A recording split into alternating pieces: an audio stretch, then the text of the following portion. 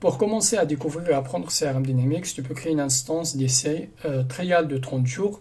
Dans cette vidéo, je te présente les étapes à suivre. Première étape, c'est d'aller sur le site trials.dynamics.com.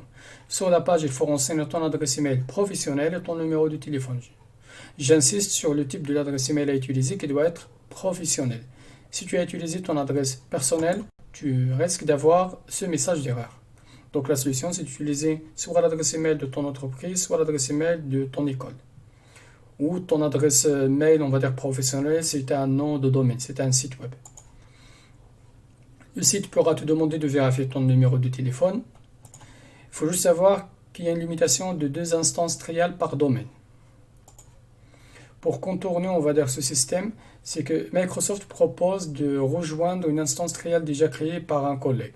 C'est-à-dire, si tu as un collègue à l'entreprise qui a déjà créé une instance trial, cette instance sera visible ici, sur cet écran, et tu pourras demander de le rejoindre pour utiliser la même instance. Donc ça, normalement, ici, tu devrais avoir un bouton rejoindre et le propriétaire sur lequel tu peux cliquer pour que le propriétaire reçoive un email et il pourra accepter que tu travailles sur la même instance.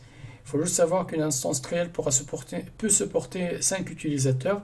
Donc ici, par exemple, j'ai 4 utilisateurs disponibles, plus le propriétaire.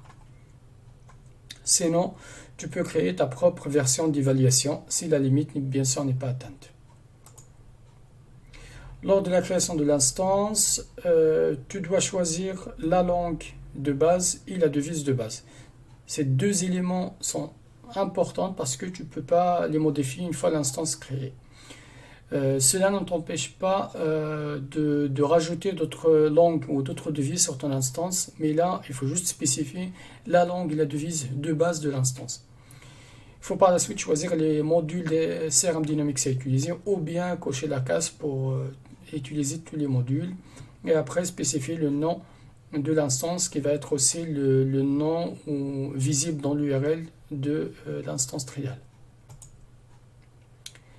Si tu veux vérifier que ton entreprise, ton école a déjà une instance ou plutôt un abonnement CRM Dynamics, tu peux passer par le site portal.office.com. Donc bien sûr, il faut avoir un accès Office. Ici, tu vois Dynamics 365 visible sur la liste des produits. Ça signifie que ton entreprise ou ton école a déjà un abonnement sur Dynamics.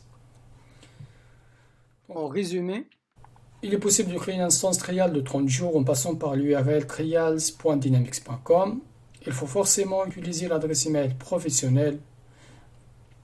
Il est possible soit de rejoindre une instance trial existante ou bien de créer ta propre version d'évaluation.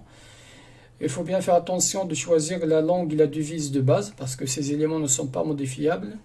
Et enfin, tu peux vérifier si ton école ou ton entreprise a déjà un abonnement à Dynamics via portal.office.com.